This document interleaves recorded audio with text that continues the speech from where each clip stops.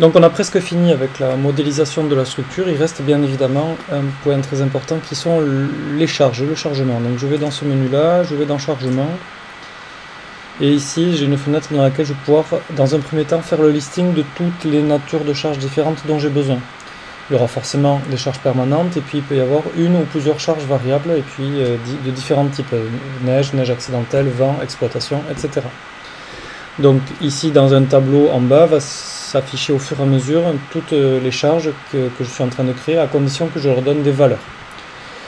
Donc la première charge qu'on va créer c'est la charge permanente, donc je clique sur ajouter et on voit que par défaut automatiquement Robot va venir ajouter le poids propre qui est une charge permanente bien sûr qui va venir l'ajouter par défaut.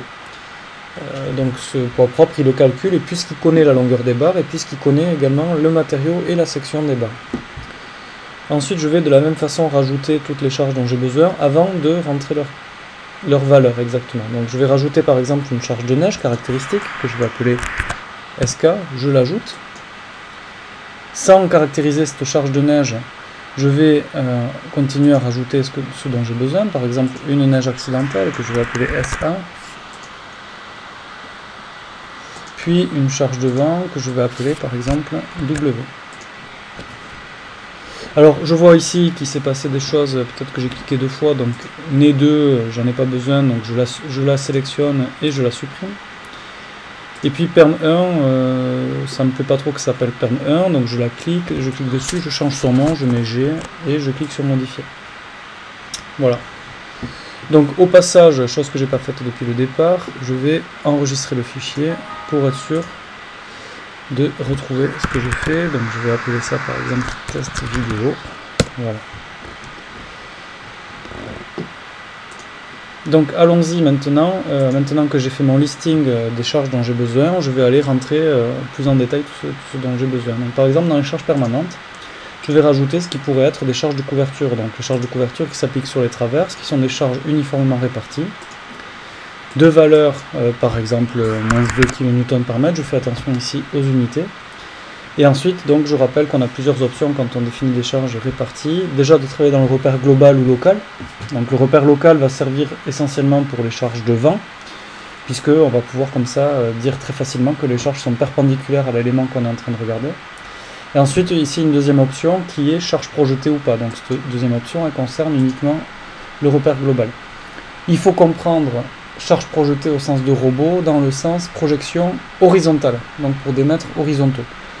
Donc si je ne clique pas sur charge projetée, lui, robot, considère que la charge que je lui donne, c'est une charge pour un mètre d'élément, pour un mètre par exemple ici de traverse. Donc quand je vais dire 2 kN par mètre, c'est 2 kN par mètre de traverse. Donc j'ai mis la valeur moins 2 ici, suivant Z, repère global. Je clique sur ajouter et je l'applique sur ma traverse. Je peux très bien lui dire par exemple que sur ma deuxième traverse, la charge est plus importante, par exemple parce que la toiture dans ce cas-là est plus lourde. Je clique sur ajouter et je l'amène ici. Je peux également combiner en mettant des charges concentrées. Donc les charges concentrées, c'est des charges qui s'appliquent au nœud.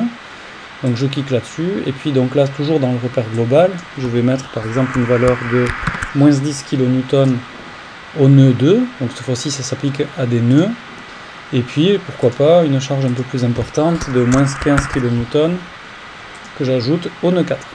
Et ainsi de suite, et là j'essaie de rassembler dans, vous voyez ici la flèche, j'essaie de rassembler dans G tout ce qui est charge permanente. Une fois que j'ai fini, je ferme. Je passe à ma neige caractéristique, donc ma neige caractéristique cette fois-ci, toujours charge uniformément répartie sur la traverse. Par contre, cette fois-ci, je vais considérer par exemple que le règlement de calcul me donne une charge horizontale, donc une projection horizontale. Donc là, je vais mettre par exemple une valeur quelconque, moins 2 kN par mètre, mais lui dire que c'est une charge projetée.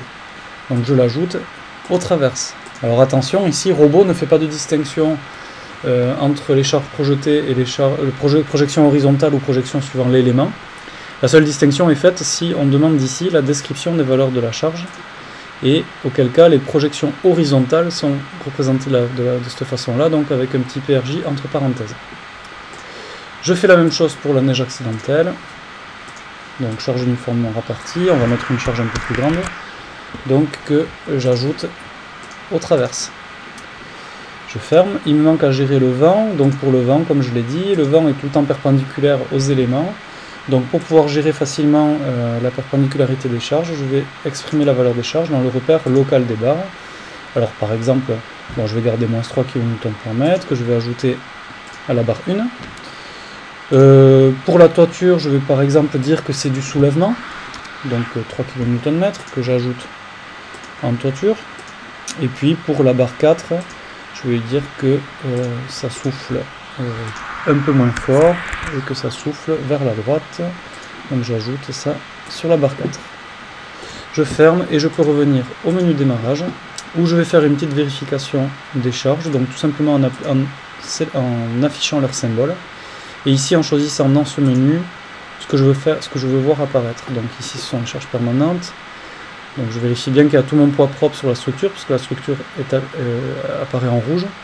Mes deux charges concentrées, mes deux charges réparties, qui ne sont pas en projection horizontale. Ensuite je vais continuer voir la neige. Là je vois bien que c'est une projection horizontale. Neige accidentelle. Ah, neige accidentelle, j'ai oublié de le mettre en projection horizontale. Et le vent bien perpendiculaire à tous les éléments. Donc pour cet oubli de la neige accidentelle, je repars dans chargement. Et en utilisant ce tableau interactif, je cherche ici la neige accidentelle, la voilà. Effectivement, j'ai oublié de le mettre en non projeté, donc ici, c'est un tableau interactif, je le change en projeté. Je reviens au démarrage, et cette fois-ci, la neige accidentelle s'est bien mise en projeté. Et j'enregistre.